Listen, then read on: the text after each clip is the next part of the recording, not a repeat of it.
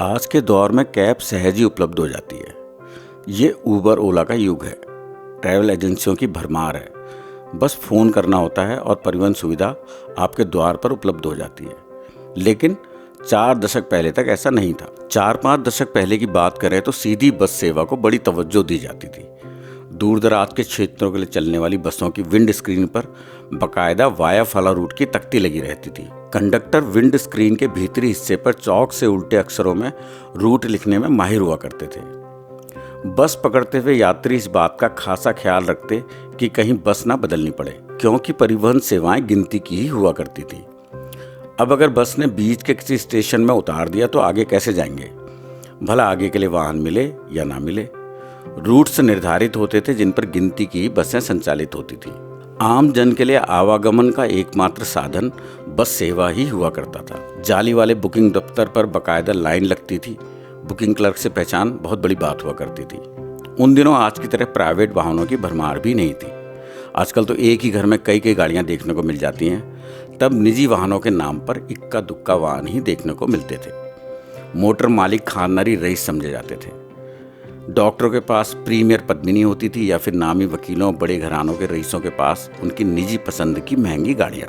मध्यम वर्ग से लेकर आम जनता तक की निर्भरता निजी या सरकारी बस सेवाओं पर ही होती थी। ऋषिकेश से आगे गूलर तक सन 1933 में मोटर मार्ग बना और 1936 में यह कीर्तिनगर तक पहुंच सका। आज़ादी के बाद सड़कों का विस्तार हुआ तो 1953 में TGMOC यानी Tehri Garhwal motor honours corporation की स्थापना हुई। जब किसी नई सड़क पर बस सेवा चालू होती तो चालक परिचालक से लेकर सवारियों तक का फूल मालाओं से स्वागत किया जाता था।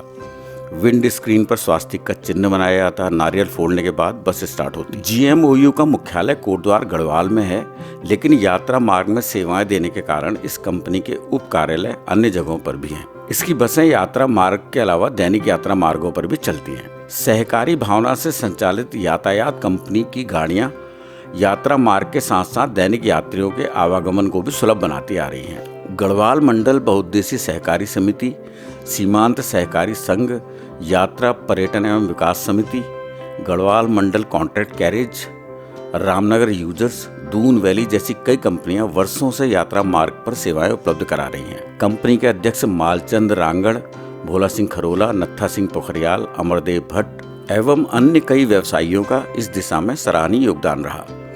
यात्रा सीजन में यातायात व्यवस्था को सुचारू बनाए रखने के लिए 9 कंपनियां संयुक्त रूप से संयुक्त रोटेशन व्यवस्था के अंतर्गत सेवाएं देती हैं। 1971-72 में धनेश शास्त्री इसके पहले अध्यक्ष निर्वाचित हुए। संचालक मंडल और बस मालिकों की आम सहमति से फेरे तय किए जाते थे। गढ़वाल कमिश्नर सिन्हा साहब नियमित तौर पर यात्रा व्यवस्थाओं का जायजा लेते थे। SC सिन्हा गढ़वाल के पहले कमिश्नर हुए। वे मशहूर अभिनेता देवानंद की पत्नी कल्पना कार्तिक उर्फ मोना सिन्हा के भाई थे। सामूहिक जिम्मेदारी लेते हुए उन्हें पर्यटन व्यवसायियों का भरपूर सहयोग मिला। यह व्यवस्था हिस्सेदारी के बजाय सहकारी भावनाओं पर आधारित थी। आर्थिक स्थितियों में उतार चढ़ाव आने के बावजूद 7-7.5 हजार बसों के बेड़े के साथ ये कंपनियां मालिक, ड्राइवर, क्लीनर, अन्य कर्मचारियों की रोजी रोटी का जरिया बनने से बढ़कर निरंतर जनसेवा में लगी हुई हैं। शुरू में लारियां और बसें चलती थी। सड़कें सक्रिय हुआ करती थी, जिसके चलते गेट सिस्टम और झंडी सिस्टम चलता रहा। अधिकांश सड़कें सिंगल ट्रैक रोड होती थी। मुनि की रेती में बाकायदा गेट लगता था। कुछ चौड़ी जगह थी जहां पर गाड़ियां आपस में क्रॉस कर सकती थी। नीचे से ट्रैफिक छूटने तक क्रॉस पॉइंट्स पर गाड़ियां रुकी रहती थी। लारियां बसें कॉन्वॉय में चलती थी। पहला क्रॉस व्यासी में होता था, दूसरा देवप्रयाग में, उससे अगला श्रीनगर में। यात्री समय अनुसार वहां पर रुककर नाश्ता, दिन का भोजन आदि कर लेते। धीरे धीरे इन्हीं स्थानों पर बाजार फलने फूलने शुरू हुए। वह परिपाटी आज तक बदस्तूर जारी है। बसों में लोअर, मिडिल, अपर 3 श्रेणियां हुआ करती थी। अपर क्लास की एक सीट ड्राइवर केबिन में ड्राइवर के बगल में लगी रहती थी। उसके पीछे की पूरी रो फर्स्ट क्लास कही जाती थी। उसमें बाकायदा जाली वाली लगी रहती थी। उसके पीछे वाली पंक्ति मिडिल क्लास कही जाती थी। लोअर क्लास में यात्री बेतरतीब ढंग से बैठते थे और वहाँ यात्रियों को अपने साथ सामान भीतर लाने की कोई मनाही नहीं होती थी। सीमेंट से लेकर शादी ब्याह की खरीदारी, बरसात से पहले गुड़ नमक, कपड़े लत्ते की छमाई खरीदारी, छुट्टे से लौटते फौजियों के बक्से इसी श्रेणी में आसरा पाया करते थे। सेवारत शिक्षक, सरकारी कर्मचारी अखबार, अंडा, ब्रेड के लिए दूर दराज के कस्बों में इन सेवाओं की बेसब्री से प्रतीक्षा किया करते थे। सारिका, धर्मयुग, रीडर्स डाइजेस्ट जैसी लोकप्रिय पत्रिकाएं इन्हीं लॉरियों बसों के जरिए दूर दराज के इलाकों तक पहुंचती। तब तक गढ़वाल के दूर दराज के इलाकों में इन्हीं कंपनियों की सेवाएं दौड़ा करती थी।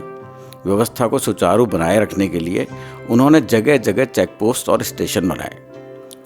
जोशीमठ, गौरीकुंड, श्रीनगर जैसे मुख्य स्थलों पर कार्यालयों की स्थापना की। ये सेवाएं अलग थलग पड़े कस्बों को जोड़ती थी और गढ़वाल के दूर दराज के इलाकों में धमनियों की तरह काम करती थी। सही टाइमिंग, सुरक्षित यात्रा और यात्रियों के साथ अच्छा बर्ताव इन कंपनियों की सबसे बड़ी कसौटी थी। जो सेवा लेट लतीफ़ी, कैजुअल व्यवहार दिखाती, यात्रियों में उसके प्रति वह उत्साह ना रहता। वह युद्धकाल रहा हो या आपदा या फिर निर्वाचन की सेवाएं, देश को जब जब जरूरत पड़ी ये कंपनियां सेवाएं देने में कभी पीछे नहीं रहीं।